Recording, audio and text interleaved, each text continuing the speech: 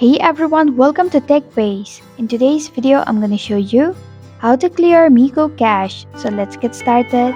Begin by launching settings on your mobile device. Scroll down until you find apps option. Tap on it. Now select manage apps option.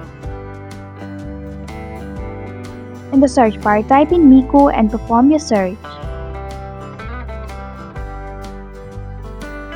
Tap on Mico application. At the bottom of your screen, you will be able to find clear data option. Tap on it.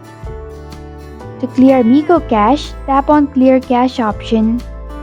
If you are sure, tap on the OK button. And this is how you can clear Mico cache. Thanks for watching TechBase. If you like this video, hit the like button and drop a comment with any questions or feedback. If you are new, subscribe and click the bell icon to stay updated on the future videos.